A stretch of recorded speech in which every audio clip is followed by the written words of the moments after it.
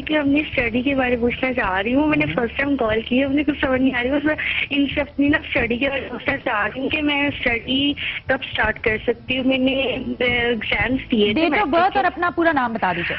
मेरा नाम समिया सलाहुद्दीन है और मेरी डेट ऑफ बर्थ है 1898।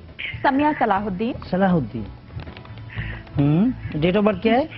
90 1998 मेरी तकरीबन वो 20 साल है।